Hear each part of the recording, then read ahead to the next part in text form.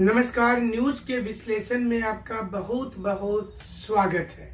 आज हम बात करेंगे कि रघुवर दास जी की आखिर भूमिका क्या होगी, क्योंकि जैसे ही उन्होंने राज्यपाल के पद से इस्तीफा दिया, अब अलग अलग तरह से सभी जगह पर यह न्यूज ट्रेंडिंग में आ गया है। क्या झारखंड में जेएमएम और कांग्रेस के बीच में कोई तकरार होगा तो उसमें रघुवर दास जी को एंट्री कराया जाएगा? क्या कुछ मायने होंगे? क्या उन्हें प्रदेश का नेशनल लेवल का, या तो प्रदेश का या तो नेशनल लेवल का, क्या उनको अध्यक्ष बनाया जा सकता है? क्योंकि झारखंड में बीजेपी की बहुत अच्छी स्थिति नहीं है, ये तो आपने देखा होगा। चुनाव के बाद औंधे मुंह गिरी बीजेपी को अब रघुवर दास जी के संजीवनी की जरूरत महसूस हो रही है, और यही कारण है कि रघुवर दास जी से चुनाव के पहले ही अमित शाह की मुलाकात हुई थी। अमित शाह जी से जब मुलाकात हुई थी तो उसमें एक रूपरेखा बना था। हमने उस वक्त में एक न्यूज भी दिखाया था कि रघुवर दास जी इस्तीफा देकर के चुनाव लड़ेंगे जमशेदपुर पूर्वी से, लेकिन उस समय ये नहीं हुआ, उनकी बहू को टिकट दिया गया। तो क्या अब रघुवर दास जी के लिए कोई एक सीट खाली किया जाएगा और उसमें वो चुनाव लड़के विधानसभा में जाएंगे? क्या वो नेता प्रतिपक्ष का स्थान लेंगे या प्रदेश अध्यक्ष की जिम्मेवारी संभालेंगे? क्योंकि अमर बावरी के रहते हुए बहुत बुरी तरीके से बीजेपी को शिकस्त मिली है। तो ये तमाम चीजें हैं जो राजनीति में चल रही है, तो इस पर हम तरह तरह से अलग अलग बिंदु पर बात करेंगे। पहली बिंदु है कि प्रदेश अध्यक्ष का ज्यादा चांस बन रहा है, क्योंकि प्रदेश अध्यक्ष अगर बनते हैं तो बीजेपी में जो अलग अलग गुटबाजी है, एक गुटबाजी को ये कम करने में इनकी भूमिका महत्वपूर्ण हो जाएगी। वहीं दूसरी ओर चूंकि बीजेपी में बाबूलाल मरंडी के रहते हुए कोई विशेष फायदा नहीं हुआ, इसको भी समझिए। बाबूलाल मरंडी थे, इस बार अर्जुन मुंडा की पत्नी चुनाव लड़ रही थी, तो अर्जुन मुंडा का भी कहीं ना कहीं एक्टिवनेस था। उसके साथ साथ अमर बावरी भी थे, चंपई सोरेन भी थे, सीता सोरेन भी थी। तमाम लोगों के रहने के बाद भी बीजेपी को बुरी तरीके से शिकस्त मिली।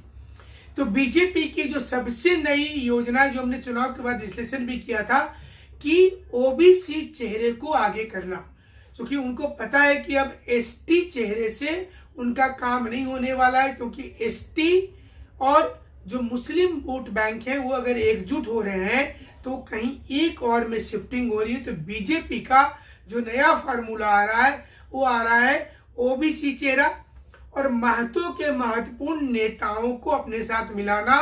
जनरल के लगभग 80% लोग जो हैं सामान्य वर्ग वाले, वो बीजेपी के साथ खड़े रहते हैं। ऐसे में बीजेपी के लिए चूंकि जनरल का इस बार शिफ्टिंग कांग्रेस की ओर भी हुआ, तो रघुवर दास को बुलाया गया है कि अगर ये रहते हैं झारखंड में तो ओबीसी चेहरा होंगे। ओबीसी में एक सामने होगा कि चलो ये इन्होंने, बीजेपी ने ओबीसी को आगे किया है, तो ओबीसी वर्सेस एसटी प्लस मुस्लिम, तो ये समीकरण जब होगा तो यहां पर उम्मीद है बीजेपी को कि उनको फायदा हो जाएगा। तो ये पहला महत्वपूर्ण आज का विश्लेषण है। अगर जेएमएम और कांग्रेस के बीच में कहीं पर सोचिए कि कोई दिक्कत हो जाती है, ये भी संभावना है, क्योंकि शुरू से ये दिक्कत हो रही थी। अगर जैसे ही ये प्रॉब्लम आएगी तो रघुवर दास जी के पास ऐसा मानता है शीर्ष नेतृत्व कि वो अलग अलग नेताओं से बातचीत कर सकते हैं, या तो कांग्रेस खेमे से या फिर जेएमएम से। अगर जेएमएम से उनकी तालमेल हो जाती है तो जैसा जिस फार्मूला को लेकर के देवेंद्र फडणवीस और शिंदे की सरकार चली बाकी समय महाराष्ट्र में, क्या इस फार्मूले को झारखंड में भी कराया जा सकता है? ये भी एक संभावना से इनकार नहीं किया जा सकता, क्योंकि राजनीति में हर पॉसिबिलिटी काम करते रहती है। जमशेदपुर में जो लोकसभा का इलेक्शन होगा आने वाले समय में, इसमें ये माना जा रहा है कि विद्युत वरण महतो ने बोल दिया है कि उनकी खराब सेहत के चलते वो आगे चुनाव नहीं लड़ेंगे। ऐसे में क्या उनके स्थान पर रघुवर दास जी के परिवार के किसी अन्य सदस्य को आगे लाई जाएगी? क्योंकि अगर वो फ्रंट में रहते हैं तो इसकी भी संभावना नजर आ रही है। तो यहाँ पर यह भी संभावना हो रही है कि कोई सीट खाली करवा करके फिर से चुनाव लड़वाया जाएगा और रघुवर दास जी जीत करके विधानसभा में आएंगे, तो वहां पर वो एक जबरदस्त परफॉर्मेंस बीजेपी का करेंगे जो इस वक्त दिखाई नहीं दे रहा। अधिकांश बोलने वाले नेता बीजेपी के चुनाव हार गए और उनको समझ में नहीं आ रहा है कि वो अब आगे क्या करेंगे। यहां पर यह भी समझना है कि अगर ओबीसी नेतृत्व पूरे देश के लिए इनको बना दिया जाता है तो फिर पूरे देश में इसका लाभ मिलेगा। आने वाले समय में जहां जहां पर चुनाव होगा उसमें ओबीसी चेहरा होने से, और खास करके जो साहू समाज का वोट है वो चाहे वो गुप्ता हो, तेली हो, वो एक साथ आएंगे पूरे देश में और ये फायदा भी बीजेपी लेना चाहती है। क्योंकि सरयू राय इस बार जेडीयू में चले गए, जेडीयू के साथ बीजेपी का गठबंधन है और वो अपनी परंपरा वाली सीट पूर्वी को छोड़कर पश्चिमी में चले गए। तो यहां पर भी अब उनका खिलाफ बोलना थोड़ा मुश्किल होगा सरयू राय जी के लिए, और ये भी बहुत सोच समझ करके ये फिट किया गया है। जयराम महतो को अपने पाले में लाया जा सकता है। जयराम महतो बीजेपी में जुड़ना चाह रहे थे, मैंने बीजेपी के साथ टाइप करना चाह रहे थे, सही चीज होगा, लेकिन ये हो ही नहीं पाया।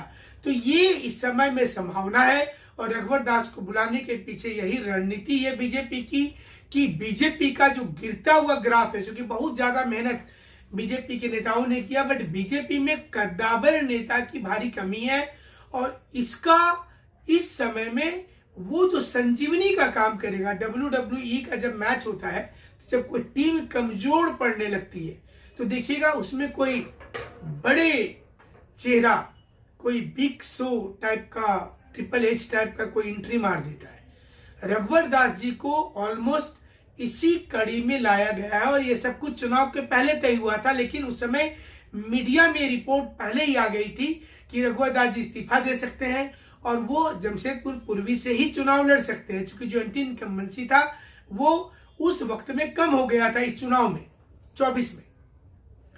तो इसलिए उस समय में संभवतः इस्तीफा नहीं दिए और अब दिए, तो ये मकर के बाद, मकरांत जो होगा, तिल संक्रांति जो होती है मकर संक्रांति, उसके बाद में अब फिर बीजेपी पूरी रणनीति तय करेगी और ये देखने वाली बात होगी कि क्या ये पारी जो ये आएंगे रघुवर दास जी, क्या वो बीजेपी को फिर से उसी वापस बुलंदी पर पहुंचाएंगे जो 2014 के समय में था।